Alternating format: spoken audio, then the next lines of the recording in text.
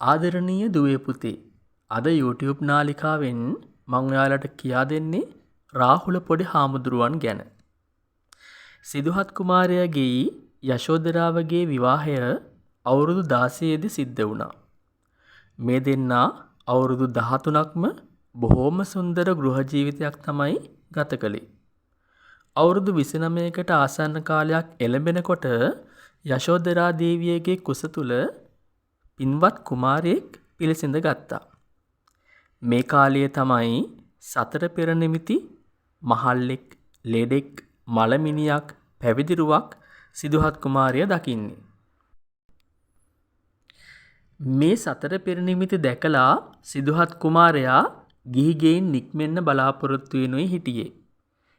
ඒ අනුව ඇසලපුර පසළොස්වක පෝය දවසක රාහුල කුමාරයා ඉපදුණු දිනේම සිදුහත් කුමාරයා ගිහි ගිය හැර ගියා. කුඩා රාහුල කුමාරයා මේ අනුව තම මවගේ සෙනෙහස තුල රජමාලිගාවේ දිනෙන් දින වැඩෙන්න පටන් ගත්තා.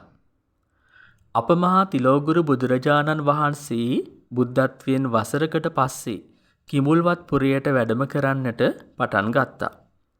බුදුරජාණන් වහන්සේ කිඹුල්වත් පුරයට වැඩියා. අන්න පුතා අර බලන්න ලස්සන හාමුදුරු නමක් නේද අම්මා? "ඔව් පුතා, ඒ ඔබේ පියා බුදුහාමුදුරුවෝ. යන්න ගිහින් කතා කරන්න." බුදුරජාණන් වහන්සේගේ සෙවණැල්ලට පවා ඇලුම් කරපු රාහුල කුමාරයා දිව ගියා. ගිහිල්ලා බුදුරජාණන් වහන්සේගේ අතේ ඇඟිල්ලක් අල්ලගත්තා. සුරතල් කතා කියමින් විහාරයටම ගියා. තම මව සඳහන් කරපු ආකාරයට බුදුරජාණන් වහන්සේගෙන් දායාද ඉල්ලා සිටියා. ඒ අනුව බුදුරජාණන් වහන්සේ තමන් සතුව පවතින හොඳම දායාදය පැවිද්ද නිසා සාරිපුත්ත මහරහතන් වහන්සේට ඒ බව දන්වා සිටියා. පින්වත් සාරිපුත්‍රයනි, මේ රාහුල කුමාරයාව පැවිදි කරවන්න. රාහුල කුමාරයා මහණ වුණා. ඉතින් රාහුල කුමාරයා පසුව රාහුල පොඩි හාමුදුරුවෝ කියන නාමයෙන් ප්‍රසිද්ධ වුණා. රාහුල ස්වාමීන් වහන්සේ හරිම කීකරුයි. හැමදාම උදේ පාන්දරම මළුව ඇමදලා වැලි අහුරක් දෝතට ගන්නවා. වැලි අහුරක් දෝතට අරගෙන උන්වහන්සේ වැලි ඉහළට විසි කරනවා. විසි කරන්නේ මේ වැලියට ගන්නට මට අවවාද අනුශාසනාවන් ලැබෙන්න කියලා.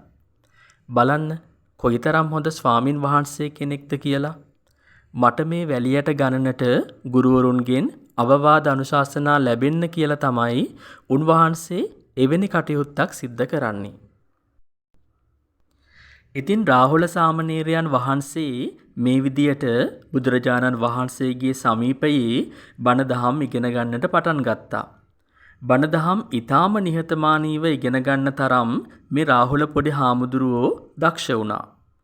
බුදුහාමුදුරුවන්ගේ සමීපයේ විතරක් නෙමෙයි, සාරිපුත්ත මොග්ගල්ලාන හාමුදුරුවන්ගෙන් පවා ධර්මකාරණා ඉගෙන ගත්තා. ඒ වගේම විශේෂයෙන්ම උන්වහන්සේ සාරිපුත්ත මහරහතන් වහන්සේ, මොග්ගල්ලාන මහරහතන් වහන්සේ සමග බොහොම සුහදව කටයුතු කරලා තියෙනවා. බුදුරජාණන් වහන්සේගෙන් නිතර අවවාද අනුශාසනා රාහුල පොඩි හාමුදුරුවෝ ලබනවා.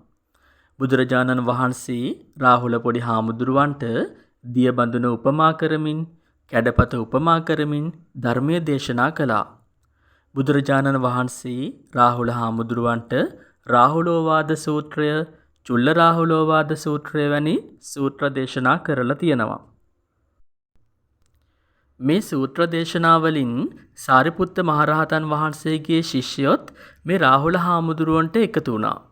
බුදුරජාණන් වහන්සේ දේශනා කරපු ඒ චුල්ල රාහුලෝවාද සූත්‍රය අහලා රාහුල හාමුදුරුවෝ සියලු කෙලෙසුන් නැසලා උතුම් වූ අරහත් බව සාක්ෂාත් කරගත්තා.